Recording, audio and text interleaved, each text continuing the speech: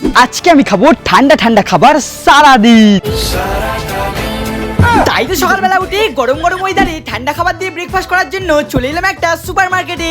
এখন আমার এখান থেকে একটা কোনো ঠান্ডা জুস খেতে হবে, কারণ সকালবেলা হলো ফলের জুস খাওয়া শরীরের পক্ষে হেভি দরকারি। সেই মতোই এখান থেকে আমি একটা আমুল কোম্পানির ম্যাঙ্গো জুস নিয়ে নিলাম, আর এটাকে আমি হালকা করে সাটিয়ে দিয়ে আবারও বেরিয়ে পড়লাম ঠান্ডা খাবার খোঁজার জন্য।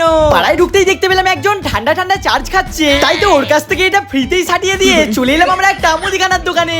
এখানে আসতেই দেখতে পেলাম একটা ঠান্ডা ঠান্ডা আইসক্রিমের বিস্কুট বিক্রি হচ্ছে, তাই তো 30 টাকা দিয়ে এখান থেকে আমি একটা আইসক্রিমের বিস্কুট নিয়ে নিলাম। এর আগে যেহেতু এটা আমি কোনোদিনই খাইনি, তাই কেমন খেতে হয় সেটাও জানি না, তাই তো প্যাকেটটা চিত্তেই দেখতে পেলাম দুটো বিস্কুটের মাঝখানে আইসক্রিম লাগানো রয়েছে।